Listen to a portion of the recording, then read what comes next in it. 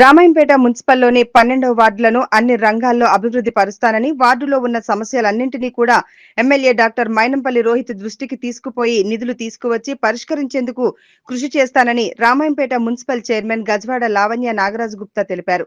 రామాయంపేట మున్సిపాలిటీలో ఇటీవల నూతనంగా ఎన్నికైన పాలకవర్గం బాధ్యతలను స్వీకరించారు. మున్సిపల్ చైర్మన్ గా గజవాడ లావణ్య నాగరాజుతో పాటు వైస్ చైర్మన్ నవనీత గణేష్, ఇతర మున్సిపల్ కౌన్సిలర్లు బాధ్యతలు చేపట్టారు.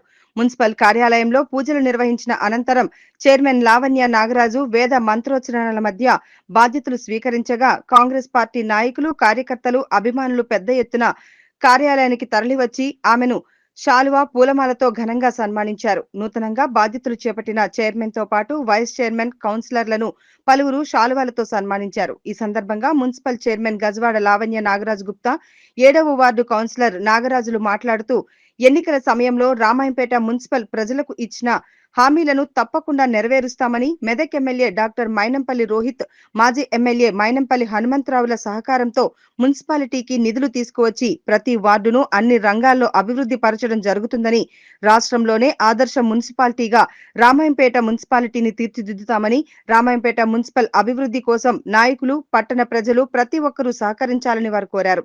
ఈ కార్యక్రమంలో municipal chairman Lavanya Nagaraju Gupta, vice chairman Navaneetha Ganesh తో పాటు మున్సిపల్ కౌన్సిలర్లు, మున్సిపల్ ఇన్ఛార్జ్ కమిషనర్ రఘువరన్, మాజీ జెడ్పీటీసీ, మాజీ market committee chairman Saraf Yadagiri, మాజీ కౌన్సిలర్ దేమె యాదగిరి, బ్లాక్ కాంగ్రెస్ అధ్యక్షులు రమేష్ రెడ్డి, పట్టణ అధ్యక్షులు చింతల స్వామి, శ్రీధర్ రెడ్డి, డాకి స్వామి, చింతల యాదగిరి, విప్లవ్ కుమార్ తదితరులు పాల్గొన్నారు.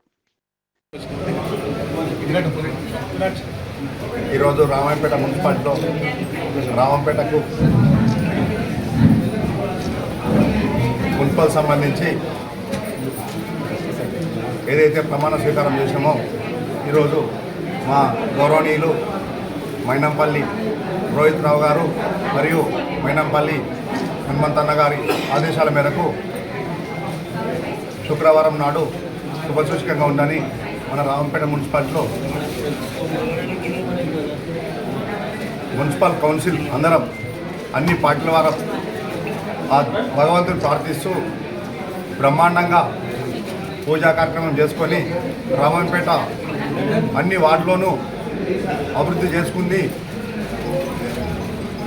రామంపేటను ఆదర్శ రామంపేటగా మార్చుదాము, తీర్చిదిద్దామనే సంకల్పంతో అంతా 12 మంది కౌన్సిలర్లు ఏదైతే యువ నాయకులు ఉన్నారో వాళ్ళ సేవలు రామంపేట ప్రజానికానికి బ్రహ్మాండంగా అంతాయని చెప్పి కోరుకుంటూ ఈ సభా ప్రాంగణంలో మా రామంపేట మున్సిపాలిటీ ఒక దేవాలయంగా భావిస్తూ ఎలాంటి అవినీతికి పాల్పడకుండా ప్రజలకు పారిశుద్ధంగా సేవలు అందిస్తూ రామంపేట మున్సిపాలిటీని తెలంగాణ రాష్ట్రంలోనే మా గౌరవనీయులు పెద్దలు మైనంపల్లి రోహిత్ రావు గారు మరియు మైనంపల్లి హనుమంతన్న గారు రామంపేట మున్సిపాలిటీని తెలంగాణ రాష్ట్రంలో ఆదర్శ మున్సిపాలిటీగా తీర్చిదిద్దే సత్తా ఏదైతే యువ నాయకులకు ఉన్నదని చెప్పడం జరిగింది. అదే మాట తప్పకుండా మడమ తిప్పకుండా ఖచ్చితంగా మా యొక్క వారి ఆదేశాలకు మీరు నడుస్తూ ప్రజలందరికీ బ్రహ్మాండంగా సేవలు అందిస్తూ మన రామంపేట అభివృద్ధికి ఏదైతే నిధులు అధికంగా తెచ్చి 12 వార్డులను సుందరవందనంగా తీర్చిదిద్దే బాధ్యత తీసుకుంటామని చెప్పడం జరిగింది. దీనికి రామంపేట ప్రజలందరూ గమనిస్తూ ఖచ్చితంగా అభివృద్ధికి తోడ్పడుతూ అన్ని పార్టీల వారు సహకరిస్తారని చెప్పి మేము కోరుకుంటూ ఉన్నాను.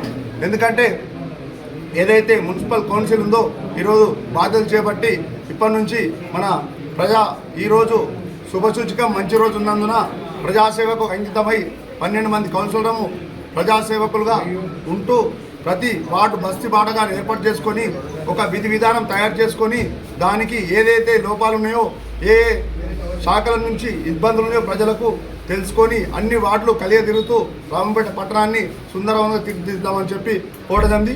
జై కాంగ్రెస్. రామాయంపేట మున్సిపాలిటీ పట్టణంలోని ఈరోజు పాలకవర్గంలోని ప్రతి ఒక్క కౌన్సిలర్ సభ్యునికి శుభాకాంక్షలు తెలియజేస్తున్నాను. డాక్టర్ మైనంపల్లి రోహిత్ గారు సారు మరియు డాక్టర్ మైనంపల్లి హనుమంతరావు గారి ఆదేశాల మేరకు ప్రతి వార్డులో ఏ వార్డులో ఇబ్బందులు ఉన్నా కానీ వారి దృష్టికి తీసుకెళ్లి 12 వార్డులను అభివృద్ధి చేశామని చెప్తున్నాను.